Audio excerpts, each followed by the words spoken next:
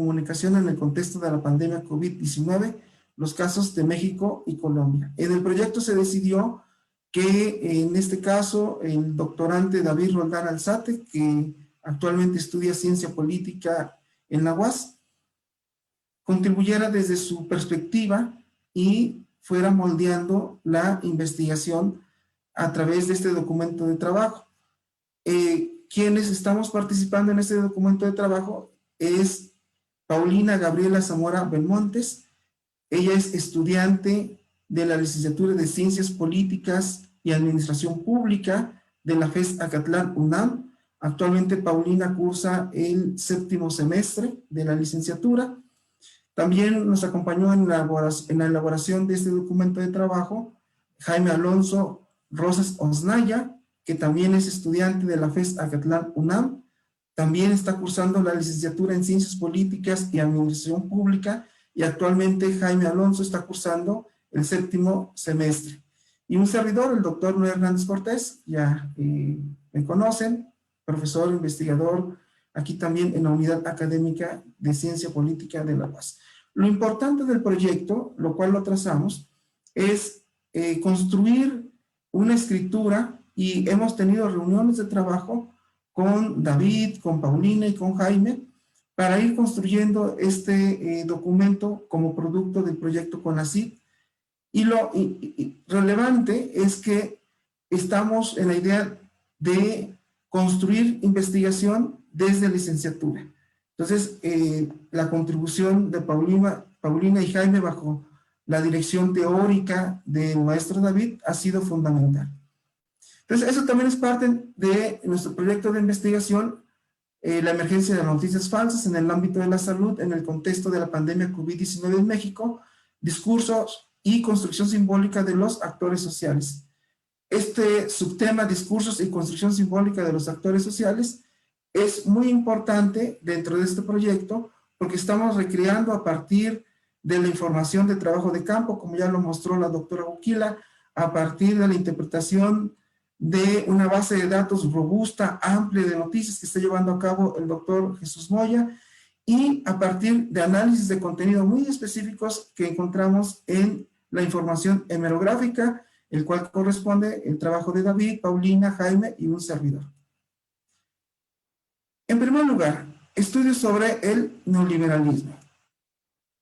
Dentro de la literatura, cuando hablamos de neoliberalismo, tenemos varias perspectivas teóricas de cómo se ha abordado. Los dos primeros tienen que ver ya propiamente con la ciencia política. Para Casilda, el neoliberalismo es un diseño institucional de política pública que tiene que ver con el consenso de Washington y que son las recomendaciones de este consenso de Washington para construir política pública en América Latina, fundamentalmente liberar los mercados. Para Weyland, desde su perspectiva teórica, el neoliberalismo son formas autoritarias de la derecha que impactó en la calidad de la democracia, fundamentalmente debilitando, erosionando partidos de izquierda y los sindicatos, esto en el trayecto del consenso de Washington, y las políticas propiamente de libre mercado que impacta en términos de la democracia, y esto es lo que aborda Weyland.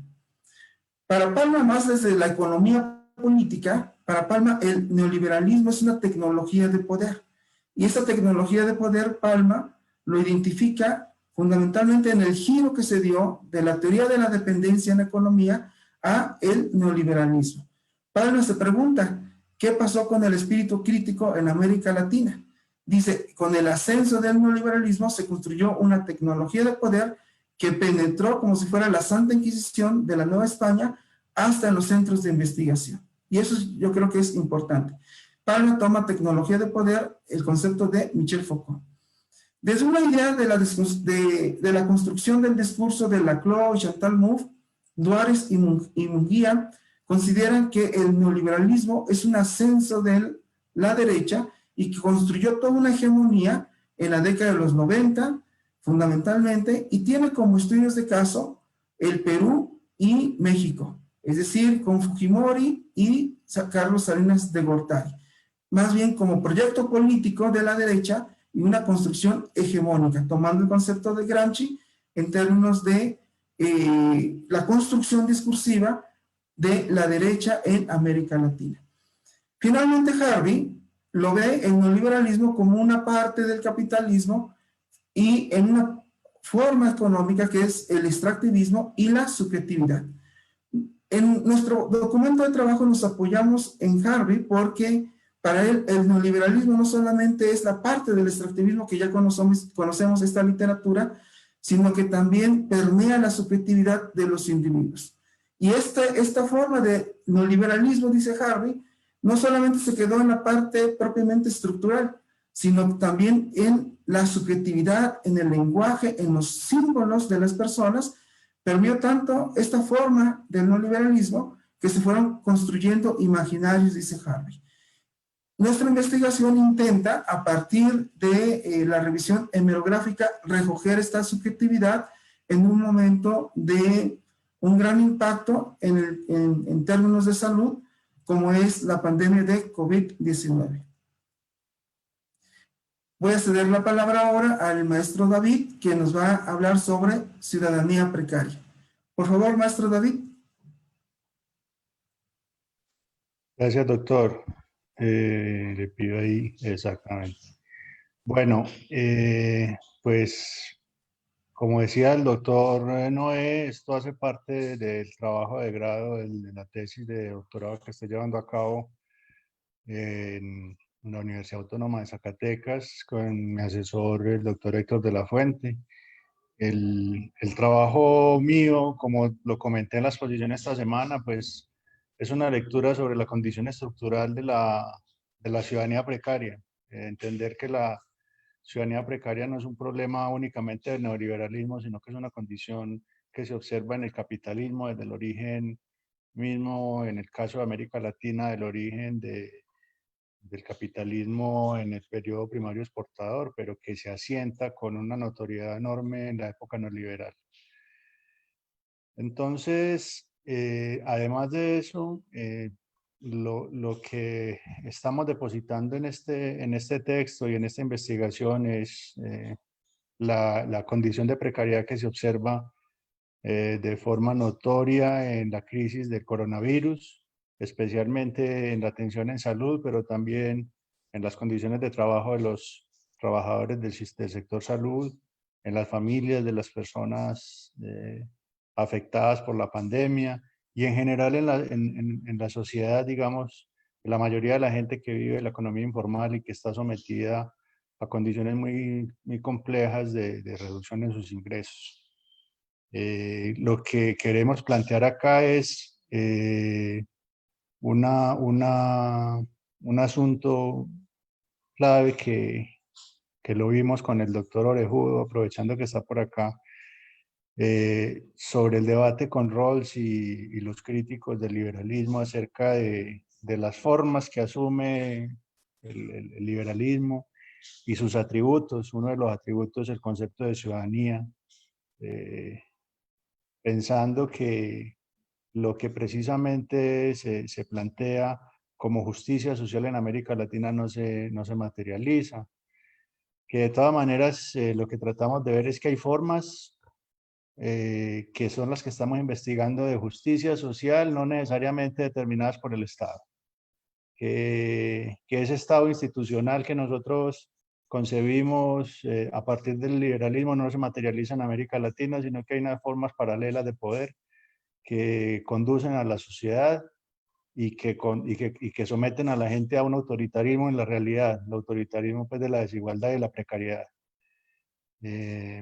Pensando a Rawls en lógica latinoamericana, sería ver cómo los discursos del desarrollo que se han implementado en nuestra región, de los cuales bebe, digamos, los sistemas de salud, planteando en dignificación de la vida de las personas, pues no se materializan porque el Estado ideal o idealizado que se plantea el liberalismo no se concreta en nuestros países. Además de eso, un asunto bien clave en cuanto a lo ideológico, el ya muy célebre Thomas Piketty plantea en su último libro sobre Capital e Ideología, diciendo cómo el capital, pues ya nosotros desde la ciencia política lo entendemos con Gramsci, el capital es una forma de reproducción ideológica naturalizado en el mundo y lo que plantea me llamó la atención en esta cita y la quise traer. Dice, si tienes libre comercio y una moneda única pero careces de objetivos sociales, terminas en una situación en la que la libre movilidad del capital beneficia a los ciudadanos más móviles y de mayor riqueza y enajenas a las clases medias y bajas. Si se quiere mantener la libre circulación, es necesario casarla con una fiscalidad común, con políticas sociales comunes que podrían incluir una inversión común en salud y educación.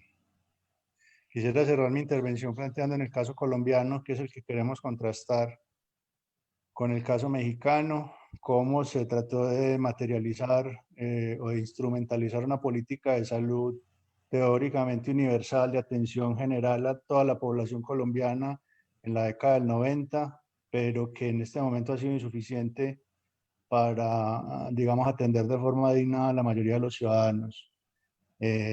Menos que en México, en Colombia ha habido también un desencanto con la política de salud.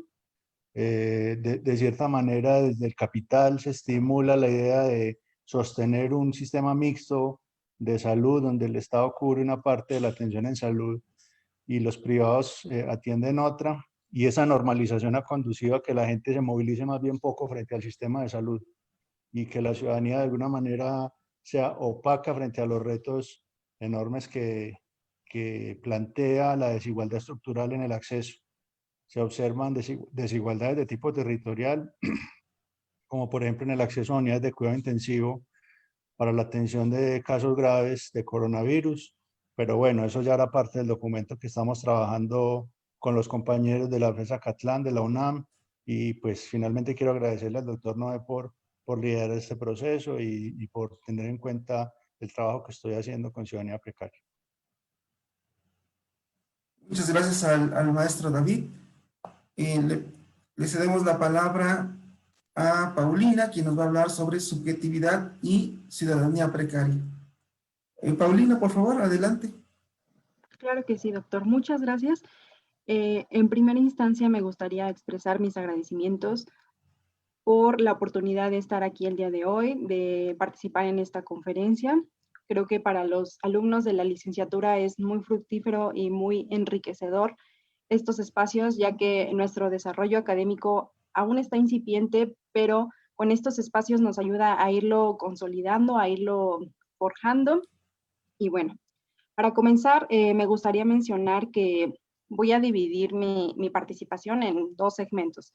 En primera instancia, una aproximación teórica al concepto de subjetividad.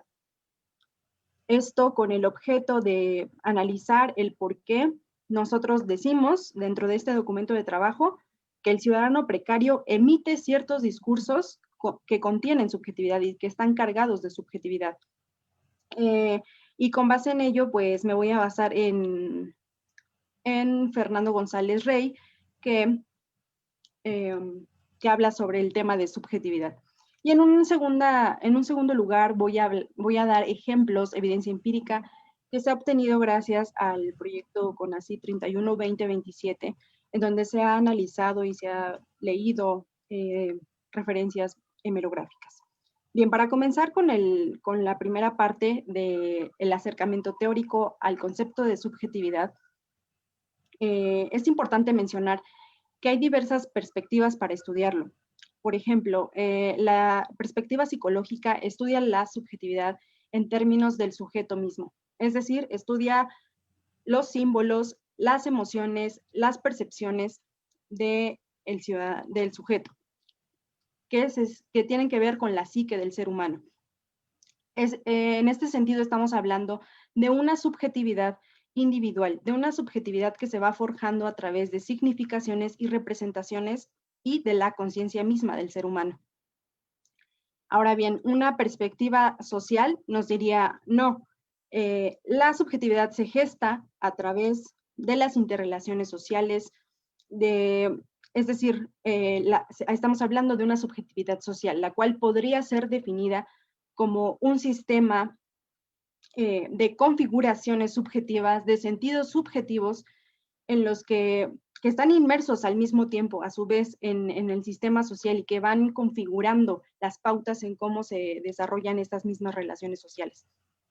Ahora llegamos a una tercera parte que es la perspectiva de la psicología social, que particularmente me parece muy interesante, ya que vincula estas dos perspectivas. Vincula la parte psicológica y vincula la parte social. Es por ello que aquí en la diapositiva se puede observar que la subjetividad se halla en la intersección entre estas dos perspectivas. En tanto que la psicología social estudia fenómenos que no solamente son sociológicos, pero tampoco son solamente psicológicos. Es decir, hay una interconexión, hay una interrelación entre estas dos perspectivas. Ahora bien, este tema se puede aplicar al contexto de la pandemia por COVID-19, en tanto que la subjetividad es individual en términos de que cada subjetividad del ciudadano precario tiene sus particularidades, y esto va a depender de que la precarización del ciudadano aumenta en gran manera si se trata de una entidad federativa, por ejemplo, en donde los índices de rezago social y de marginación son grandes, son altos. Y por otro lado, también la subjetividad es social, porque hallamos discursos comunes, discursos generales, un discurso del nosotros, en donde se dice que hay sentimientos, que hay emociones y percepciones que son comunes en esta pandemia. De tal manera que aquí coloqué 4 principales hallazgos a través del análisis de las fuentes hemerográficas, y el primero de ellos es que la salud es una responsabilidad que pasa a ser del individuo. Ya no es una responsabilidad del Estado, ni mucho menos es una responsabilidad colectiva. Se trata ahora meramente de una cuestión individual.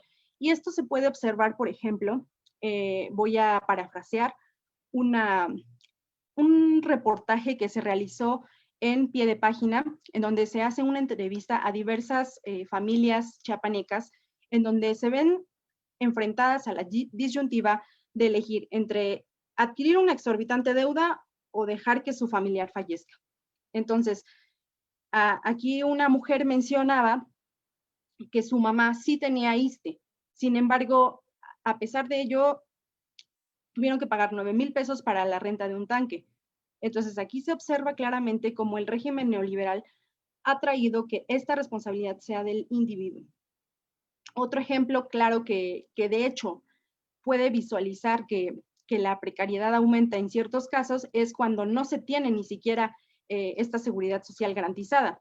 Por ejemplo, es el caso de una mujer que habla de su papá, en el que menciona que ni siquiera tiene ISSSTE o IMSS, ya que él trabaja como mecánico. Entonces aquí las condiciones de precariedad aumentan. En segundo lugar, tenemos el incremento de la precariedad por la falta de empleo y la crisis económica. Aquí me gustaría mencionar una nota emitida por La Jornada, en donde se menciona que un hombre, tras esta coyuntura de la pandemia por COVID-19, les revela a sus jefes que tiene una enfermedad crónico-degenerativa, por lo cual no puede exponerse a este virus. Y tras esta situación es despedido. Entonces, lo que él menciona es, para mí esto es una injusticia, para mí esto es una traición de la empresa, porque yo llevaba 10 años trabajando en esta empresa y al saber que tengo una enfermedad crónico-degenerativa, me despiden. Repito, estoy parafraseando las notas que se encontraron. En un tercer lugar, tenemos que hay un discurso comunitario de ayuda. ¿A qué se refiere esto? Me voy a remitir a una nota emitida por Polemón, en donde se plasma una carta escrita por una mujer que padece diversas enfermedades autoinmunes. Estas enfermedades autoinmunes requieren del medicamento llamado hidroxicloroquina, el cual ha estado escaseando por la información que se propagó de que este medicamento cura el coronavirus. Entonces, ella en su carta redacta la situación que está viviendo, lo complicado que ha sido para ella encontrar este medicamento, y el discurso comunitario se observa a través de que ella menciona, yo voy a hablar en primera persona, Yo voy a hablar en singular, pero me estoy refiriendo y estoy hablando por todas aquellas personas que tienen enfermedades autoinmunes, que están en la misma condición que yo. Entonces, este es otro ejemplo de la subjetividad en el ciudadano precario, porque se está haciendo referencia a un discurso que es general. Y ya por último, se encuentra el rechazo y la animadversión al sistema de salud. Aquí me voy a remitir a una nota emitida por el Universal, en el cual un hombre narra que él tuvo COVID-19 y que se curó siguiendo una serie de 11 pasos. Y entonces dice, si ustedes tienen coronavirus, sigan estos 11 pasos y se van a curar y no se van a tener que ver en la penosa necesidad de ir al sistema de salud público. Es decir, lo que está reflejando aquí es que incluso se tiene una idea de que el acudir a una clínica, a un hospital público, puede empeorar la salud del ciudadano.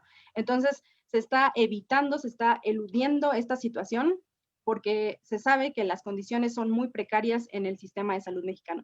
Y en ese sentido nos va a hablar mi compañero de licenciatura también, Alonso, acerca del sistema de salud mexicano. Gracias. Sí, muchas gracias, Paulina. Jaime, por favor. Bien, muchas gracias, doctor. Me uno a este agradecimiento por parte de Paulina. A usted, doctor, como encargado del proyecto, por la invitación a participar en este ciclo de conferencias de la tercera Semana Nacional de Ciencias Sociales. De igualmente, un agradecimiento a la Unidad Académica de Ciencia Política. Y bueno, en sí, dentro de los discursos del personal médico en el punto álgido de esta pandemia, lo podemos dividir en tres momentos. Es decir, esto lo dividimos en un ciclo cronológico. ¿Por qué? Porque tenemos en primera instancia el inicio de la pandemia. ¿Qué influyó en el inicio de la pandemia? Bueno, al tener 3 décadas del régimen neoliberalista, en el sentido de todas estas políticas que se aplicaban en el sistema de salud, ¿qué dejó? Pues dejó una gran falta a la calidad de los hospitales públicos y también dentro de las instituciones que daban un aseguramiento a los trabajadores del Estado, así como de otras organizaciones. En primer lugar, como mencionaba Paulina, yo traigo los testimonios como tal. El primero corresponde a una urgencióloga de la Ciudad de México que se encuentra dentro de un ciclo de notas por parte de la revista Proceso titulado Voces de la Pandemia. En él, como lo pueden leer, la urgencióloga determina que gastó más de 10,000 pesos para comprar su propio equipo. ¿Esto qué significa? Que hubo un abandono total tanto de las administraciones pasadas y como de la administración actual. ¿Esto qué provocó? A lo largo de los meses de marzo y abril, como se pueden ver en diversas notas también, hubo manifestaciones a lo largo de todo el país, ya que doctores alzaban la voz en el sentido de exigir herramientas básicas para su trabajo. Muchos decían que hacía falta simplemente cubrebocas y gel antibacterial y no pensar de las camas o de los isótopos que utilizaban para realizar las pruebas de coronavirus. Ahora bien, pasamos a un segundo momento. En ese segundo momento ocurre una violencia contra el personal de salud en México. Esto ocurre ya en un punto en que los contagios del coronavirus van en un punto ascendente y aquí, como lo pueden ver en ese testimonio, corresponde a una nota del País en donde recopilan varios testimonios a lo largo del país. En este caso, Luis Ramos, un enfermero de Tamaulipas, narra cómo en su municipio de Reynosa le lanzan una botella de agua y además de cloro a la cabeza. Esta imagen es de cómo quedó su playera. Es una muestra de la desinformación y de la violencia que se arremetía contra el personal de salud, dado que se le señalaba además como responsables de las muertes ante la incapacidad por parte del gobierno de poder brindar estas herramientas, como antes se mencionaba. Aquí además, el punto importante, un punto clave dentro de la agresión hacia el personal de salud, es que la desinformación provocaba, dado por noticias falsas en mayor medida a través de las redes sociales, provocaba una idea general en donde se pensaba que los médicos, enfermeros, camilleros y en sí todo el personal que laboraba dentro de un hospital transfería el virus. Es decir, en el momento en el que se encontraban ahí, automáticamente se pensaba que se contagiaban del coronavirus, por lo que muchas veces no se dejaban ni entrar a sus casas, muchas veces no se dejaba ya ni entrar a sus colonias, a sus fraccionamientos. Esto nos conlleva al tercer punto. ¿Por qué? Porque dentro de esta desinformación hay un testimonio también en el medio de CNN en español, donde una enfermera menciona que si bien en otros países les aplauden o les llevan cierto reconocimiento, aquí lo único que exigen es respeto. ¿Por qué? Porque este respeto quieren que ellos se lo den por su profesión, pero también dentro de este respeto, los doctores en un momento ya clave de la pandemia donde nos encontramos con la mayor cantidad de contagios, sale un video. Este video se hizo viral durante la semana, sobre todo en Twitter, titulado "Ya basta, los médicos y personal de salud no somos héroes, somos seres humanos". ¿Por qué hicieron este video? Este video recopila en sí a personal médico de la Ciudad de México, donde dan sus testimonios sobre la crisis que se encuentra dentro del sistema de salud y todos estos momentos tan duros que han pasado, sobre todo quienes se encuentran en la línea de batalla principal. En este sentido, del doctor Delgado Flores, médico legista de la Secretaría de Salud, menciona en un punto clave, que ellos dicen que parecería tonto decirlo, pero ellos saben que no son invulnerables y saben que se pueden enfermar. Asimismo, hay otros doctores que llegan a mencionar que se han arrepentido en algún momento al ver morir a sus compañeros de haber estudiado esa profesión. ¿Y esto por qué ocurre? En un análisis se puede dar a relucir que esto ocurrió una romantización de la lucha que estaban dando los doctores dentro del sistema de salud. ¿Por qué? Porque en todas las carencias que tuvieron por parte de herramientas para trabajar, sobre todo de personal médico, y las largas jornadas de trabajo, se romantizó en el sentido de que se les veía como una figura apoteósica, o sea, de héroes, ¿sí? Y no realmente se veía la humanidad de la que ellos gozan. Ahora, todo esto, ¿en qué determina o en qué se puede comprobar?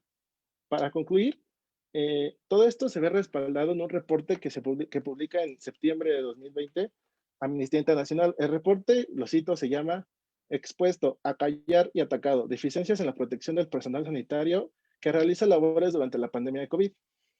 ¿Qué es lo sobresaliente y lo alarmante de este reporte?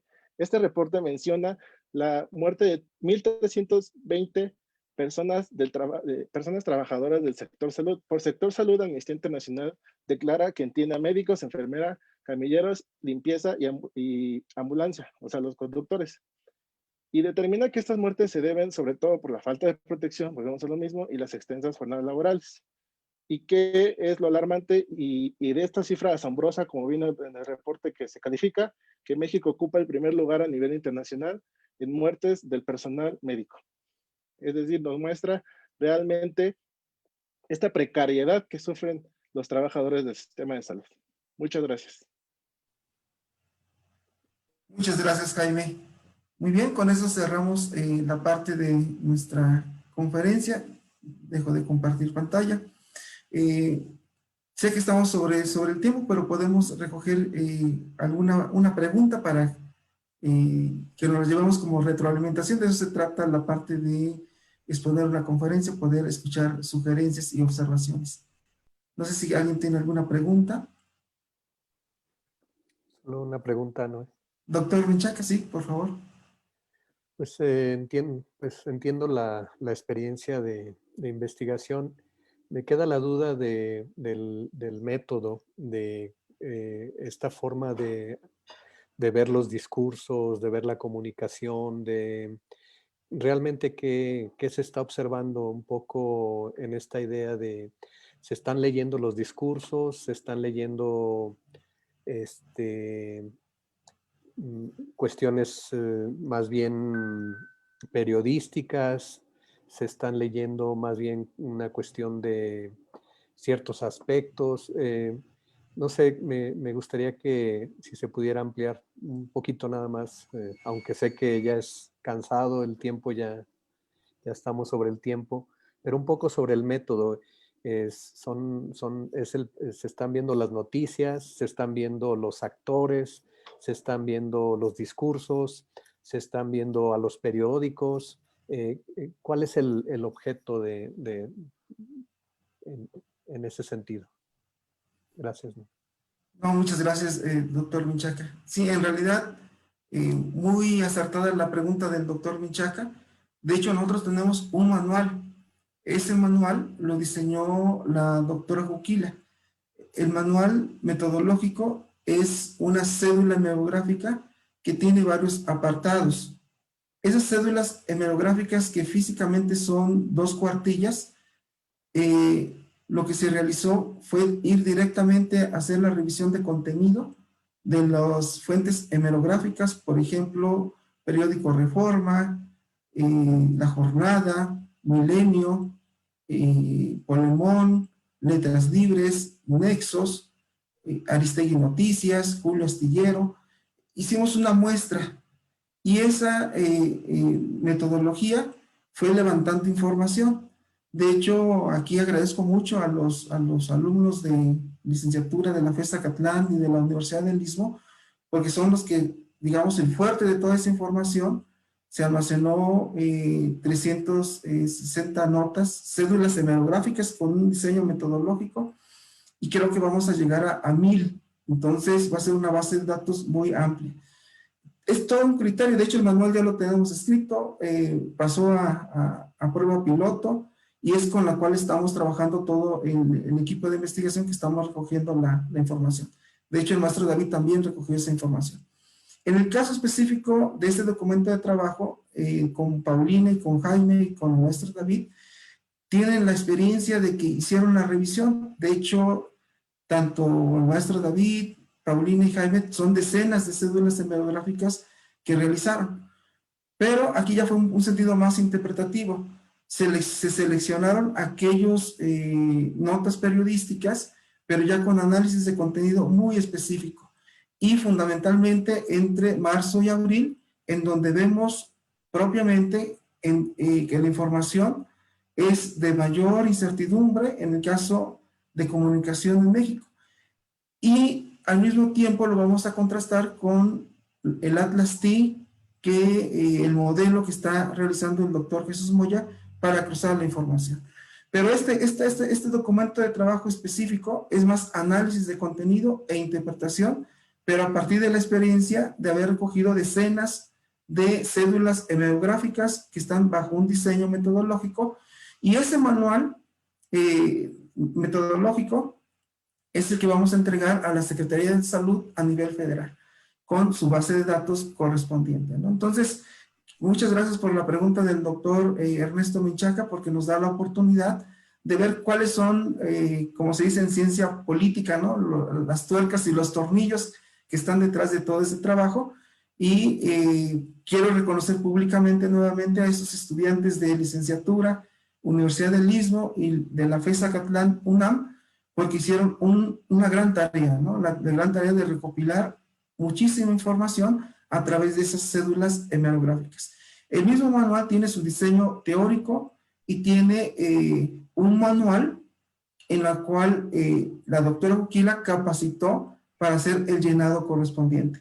Llevamos, yo creo que aproximadamente, tan solo en este documento de trabajo, yo creo que llevamos unas 7 u 8 reuniones exclusivamente para dialogar e ir construyendo el trabajo. Y en conjunto de todo el proyecto CONACYT, creo que llevamos en forma virtual como unas 33 reuniones aproximadamente, de todo el conjunto de sesiones, a veces hasta de 3 horas, ¿no?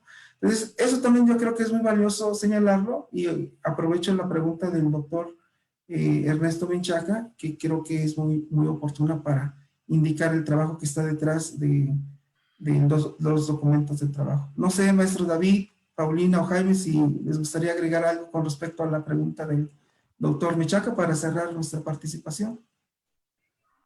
Sí, pues me gustaría adicionar, doctor Noé, el ejercicio comparativo que estamos tratando de hacer entre el caso de Colombia y el caso de México, buscando aquellos discursos relacionados con la población precaria o con la población que se precariza en este contexto. En el caso de Colombia, pues yo estoy trabajando puntualmente 2 periódicos de circulación nacional en Colombia que están narrando estas realidades a partir de contrastar un poco con la información oficial que se emite sobre el coronavirus y sobre la atención en salud. El presidente de Colombia todos los días, parecido al presidente de acá, emite información, y frente a esa información hay todos los días noticias, testimonios, reportajes, crónicas sobre la vida social de las personas que padecen este asunto. Inicialmente Bueno, eso el doctor Moya tal vez lo mencionó en su exposición, inicialmente con mucho miedo, incertidumbre sobre lo que fuera a pasar con el coronavirus. Apenas iba pasando el tiempo, ya se mencionaban otros sentimientos como de incertidumbre por el tema laboral, el tema económico, y ahora el problema financiero, bueno, una cantidad de asuntos que van emergiendo ahí y que aparecen en los dos países. Entonces, en el artículo puede quedar una experiencia interesante en el análisis de discurso comparativo que va a dar pues cuenta de una investigación que a mí me parece pues innovadora e interesante por lo interinstitucional y por vincular asuntos que tienen que ver con el poder, pero también con la comunicación. Así que pues tenemos metodología y tenemos como muy buen material para trabajar. Lo que nos falta es tiempo. Muchas gracias, David. Paulina o Jaime, por favor. Sí, doctor. Bueno, agregando un poco a lo que han mencionado, con respecto a la pregunta del maestro Ernesto Menchaca, cabe resaltar que como un poco a la par de lo que menciona el maestro David Roldán, dentro de estas cédulas de registro hemerográfico, que es como se le ha llamado el que realizamos del día a día, en un marco de 10 meses, si no mal no recuerdo, dentro de estas cédulas se menciona sobre o sea, el periódico que se determinó, y cabría mencionar que dentro de este medio que se ha seleccionado, revisamos no solo su página oficial, sino también tenemos la tarea de revisar sus redes sociales. Muchos de ellos tienen también podcast, muchos tienen canal de YouTube, canal en Vimeo. O sea, es toda una gama de información que, como dice el maestro David Roldán, sin que sea repetitivo o reiterativo, también tenemos que tener una manera, un juicio para poder atrapar esa información que servirá para el proyecto, y también un poco también hacer a un lado mejor la información que no servirá. Y si dentro de un mismo tema se engloba todo, pues consultar todas esas fuentes que menciono, ¿no? Porque muchas veces en redes sociales se publica otra cosa diferente a su mismo portal web, y también dentro de esos podcasts pues se menciona otra información mucho más importante, ¿no? Que puede servir. Y entonces también sirve un poco esto a la metodología que se usa dentro de esta elaboración de trabajo y del proyecto CONACYT. Muchas gracias, Doctor, Jaime. Paulina. Perdón, bueno, sí. Sí, no, yo solamente quería ahí hacer como el aviso promocional de nuestro laboratorio de democracia deliberativa, opinión pública, que va a arrancar y que va a ser un espacio de integración de todos estos saberes y estos conocimientos. No sé, doctor, no sé si me estoy echando ahí la soga al cuello, pero la idea es de una vez ya empezar a hacerle promoción al laboratorio. Estos productos de investigación son permanentes y generan conocimiento permanente, así que de una vez un prelanzamiento puede ser este tema del laboratorio. Y si quiere ahorita puede ampliar la información. Muchas gracias, David. No, sí, sí, fue muy pertinente lo que comentas, ¿no? Del laboratorio. Ya tiene sus redes sociales, por cierto. Paulina, por favor. Gracias, doctor Noé. Yo nada más como para complementar a la respuesta de la pregunta que se realizó, yo considero que la metodología, y si estoy equivocada, por favor, corríjame, doctor Noé, la metodología es cualitativa, ya que estamos analizando los discursos, estamos analizando qué actores intervienen, estamos analizando, perdón, toda la información que está contenida en las fuentes hemerográficas para poder encontrar los discursos que contienen la subjetividad de la ciudadanía precaria. Y bueno, con relación a la muestra, es la muestra intencional, porque vamos seleccionando, en este caso, pues, los emisores los elegimos, bueno, yo no, los eligieron los doctores, pero se fueron eligiendo, y en ese sentido también se fueron seleccionando aquellas noticias que presentan discursos de subjetividad, porque no todas presentan discursos de subjetividad. Hay unas que son simplemente informativas, en donde no se expresan opiniones, sino más bien son simplemente, pues sí, de carácter descriptivo. Y hay otras en donde sí podemos identificar los discursos y la subjetividad. Era todo, gracias. Muchas gracias, Paulina. Bueno, para finalizar, en efecto, vamos a tener el Laboratorio Permanente de Democracia Deliberativa y Opinión Pública. Es un proyecto institucional que intenta realizar esas tareas de investigación con carácter cualitativo, pero al mismo tiempo, como toda universidad pública, poder diseñar proyectos de investigación en donde vayamos formando esta parte importante de contribución, nosotros como universidad pública, contribución a la sociedad, la cual nosotros nos debemos, ¿no? Y muchas gracias, el doctor Ernesto Menchaca. No, gracias a ustedes, Noé. Más bien, pues como recomendación, por lo que conozco de los medios de comunicación, aquí en los estudiantes tenemos compañeros que trabajan en esos medios y hay una suerte de, pues, ¿qué les diré? De inventos en los medios de comunicación, de notas, de historias, de retratos que no existen, pero que se venden, ¿no?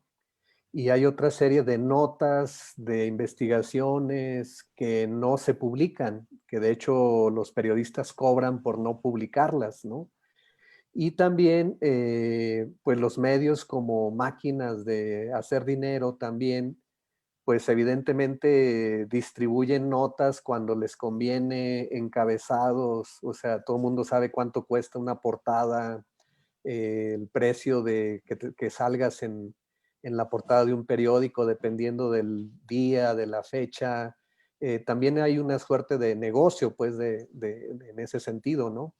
Y lo otro, pues, es esta mirada pues, de qué tanto se abarca, ¿no? Yo creo que tienen un gran reto cuando hablan de las fake news, de las noticias falsas, porque precisamente ahí está el núcleo de la falsedad, incluso del propio medio, de los propios periodistas, de las propias notas.